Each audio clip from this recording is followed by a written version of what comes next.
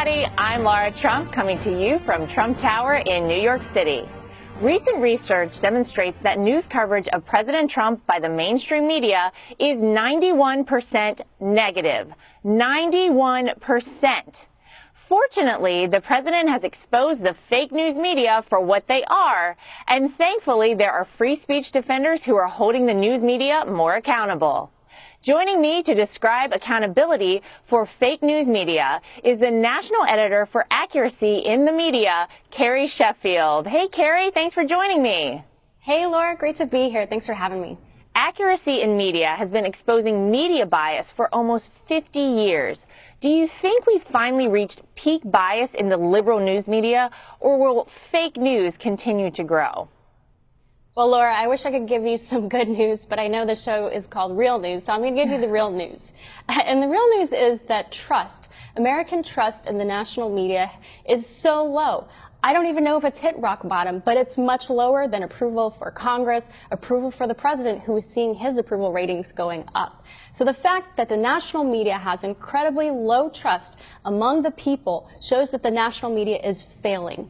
And you mentioned that study, the 91% negative coverage of this president. That's from my alma mater, Harvard Kennedy School of Government. And that study, I mentioned it actually the night of the White House Correspondents' Dinner when that vile comedian was making those vile jokes. And I said, what about this study showing unprecedented level of bias or negativity against the president? And the CNN reporter who I was on the air with, she said, oh, well, you know, that study's only for the first 100 days of this presidency. A lot more has happened since then. And I said, really? So are you trying to say that the press has been more fair or more positive or more neutral of this president since then? I think not.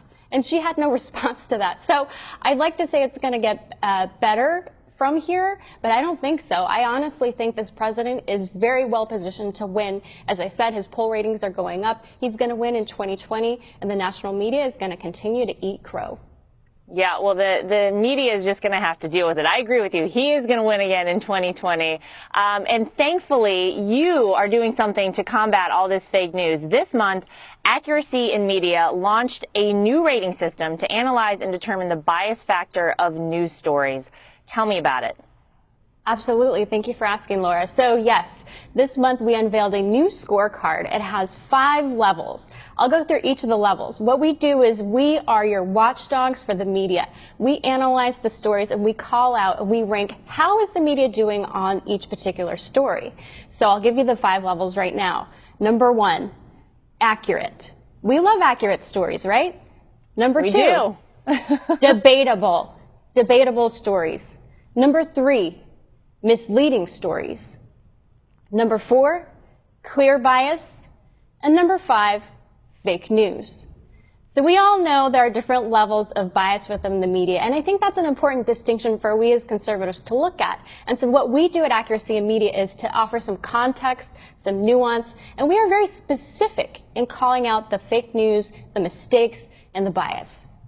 Well, we certainly agree with the last one being fake news. That's what we see a lot of these days, and I'm sure you've got plenty of examples of those. Let's discuss a recent example of bias you exposed with your rating system. Last week, the media falsely claimed that President Trump referred to illegal immigrants as animals when he was clearly talking about MS-13 gang members. How did you assess this, and who was the worst offender? Sure, absolutely. We assess this as misleading because it is true that, yes, the president was speaking about immigrants, specifically illegal immigrants, but even more specifically, MS-13 illegal immigrants. All of that nuance was erased, whitewashed, and all you saw was that the president, he doesn't like immigrants. And so we actually did a roundup. We called out USA Today, we called out NPR, we called out the Washington Post, we called out the New York Times. I would say specifically the worst headline that we saw at Accuracy in Media, it was from Bloomberg. I'll read you the headline, Laura. It said, Trump calls people who cross border illegally animals. Oh my God. I mean like right there. Zero but that's what we see so much of, right? Carrie, we see this all the time, every day. Absolutely. Yeah, well, I will say, I'm going to give credit where it's due. Chuck Todd, who we know does have no affection for this president, he actually backed him up on this one. So we called out Chuck Todd as someone who was being fair. We do that on our website as well. We say, you know what? Sometimes the media is doing its job correctly. I think one huge mistake that was left in this whole episode was Nancy Pelosi. The media gave her so much airtime because what she said was, oh, the president, he doesn't care about the divine spark in every person. Even if you're a criminal, you still have the divine spark inside you. And now, Laura, I don't want to put words in your mouth, but I believe in a divine spark in each person as well. And I'm pretty sure the president does too. But where was the media calling out the hypocrisy of Nancy Pelosi to say that she is someone who supports abortion, who does not actually believe in the divine spark of little innocent babies? That bias, nobody covered that.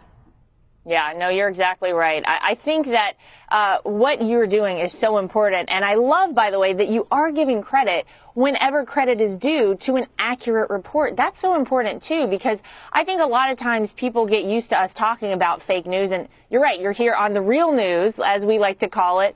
But whenever people are doing things the right way and the media is being responsible with their reporting, they should be praised for that. I think that's fantastic that you're doing that. I also noticed that. I noticed a lot of your reporting at AIM.org exposes fake news from the New York Times, a very egregious offender. How would you assess their overall bias factor? Absolutely. The New York Times is one of the worst offenders, anecdotally. We just reported on something that we labeled as fake news last week. The New York Times basically had to issue a major correction on its reporting around the investigation with the president. It was quite embarrassing. We also called out the fact that the New York Times on another story issued 4 major corrections in one story about a guy from the Foundation for the Defense of Democracies who is backing up President Trump as it relates to Iran and how vile the Iranian deal was that was created by the Obama administration. The New York Times, at least, reported that they made the mistake. So I'll give them credit. But again, this is them showing how biased they are. This was someone who, the reporter, clearly has an agenda against the president as it relates to Iran. Yeah. Well, Carrie, let's listen to President Trump talk about the media at a recent campaign rally. If we would have told you during the campaign that we would create 3.3 million jobs in this short time, everybody back there, the fake news media, look at all of them.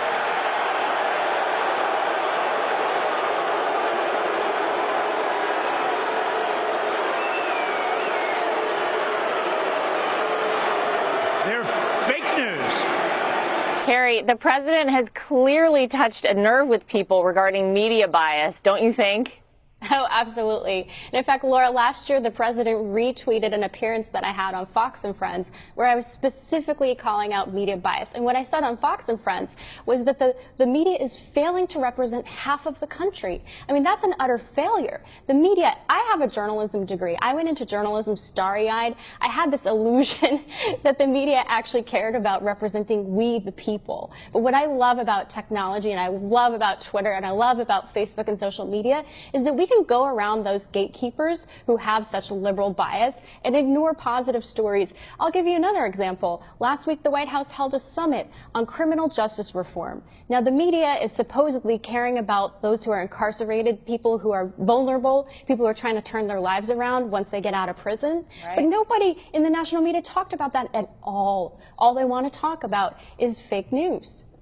Yeah, well, because if they talked about that, they would have to give some sort of positive credit to the president for, moving something like this that really is so important forward. And they don't want to do that. They'd rather talk about Russia or about anything else other than giving the president credit for the incredible job that he's doing. And actually, one of my favorite things when I get to go to rallies and talk to people at rallies is the second I say anything about the media, you heard it. They all go crazy. It's actually really incredible. But I think people are sick and tired of it. And, you see ratings on certain stations going down now. So, it's something that you're right. We're very fortunate that we do have social media, that we do have our own platform so that we're able to express ourselves and to call these people out. And we so appreciate, Carrie, what you are doing. Please keep exposing the fake news media for their liberal media bias. And thank you so much for joining me today. Thank you, Laura. It's been a pleasure to be here. While the negative news may continue, you can count on President Trump to keep calling out the fake news media day after day. That's the real news for today. I'm Laura Trump from Trump Tower in New York City. Goodbye, everybody.